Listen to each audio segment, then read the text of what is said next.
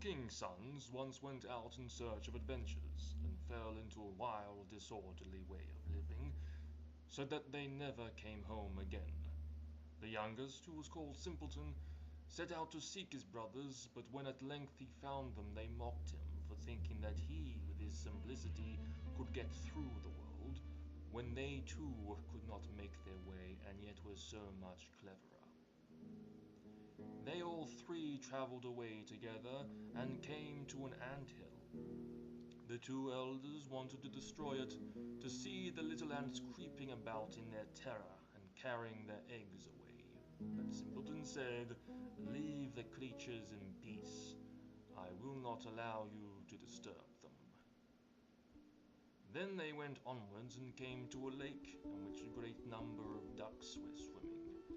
The two brothers wanted to catch a couple and roast them, but Simpleton would not permit it, and said, "Ye shall not harm these ducks." And so they continued on their journey.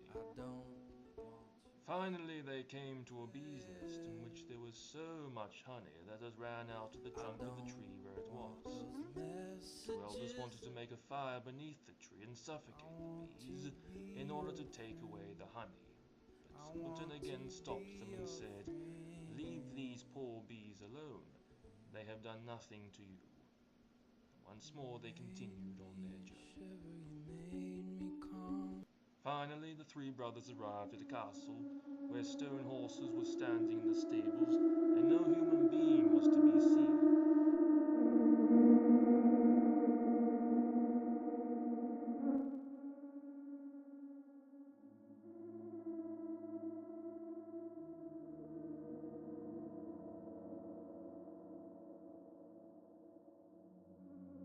And they went through all the halls until quite at the end they could see into the room.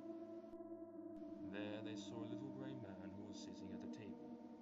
They called him once, twice, but he did not hear. At last they called him for the third time, when he got up, opened the locks, and came out. The next morning the little grey man came to the eldest, beckoned to him, and conducted him to a stone table, on which were inscribed 3 tasks, by the performance of which the castle could be delivered. The first was that in the forest, beneath the moss, lay the princess's pearls, 1,000 in number, which must be picked up, and if by sunset one single pearl was wanting, he who had looked for them would be turned into stone. The eldest went out and sought the whole day, but when it came to an end, he had only found 100, and what was written on the table came to pass, and he was changed into stone.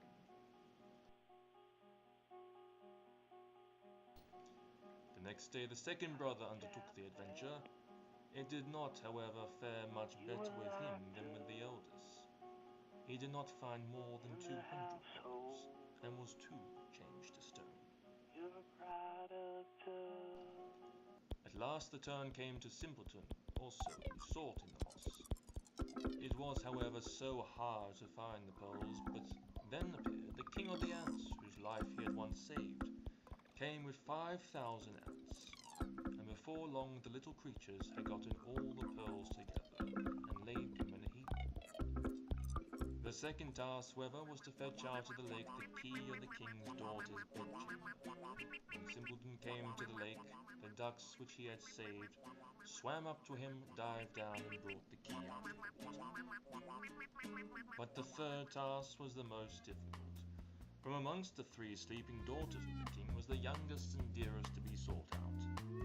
They were only to be distinguished by their having eaten different sweet foods before they fell asleep. The eldest a bit of sugar, the second a little syrup, and the youngest a spoonful of honey. Then the queen of the bees, which Simpleton had protected from the fire, came and tasted the lips of all 3, and at last she remained sitting on the mouth which had eaten the honey, and thus the king's son recognized the right princess. Then the enchantment was at an end. Everything was released from sleep, and those who had been turned to stone received once more their natural forms.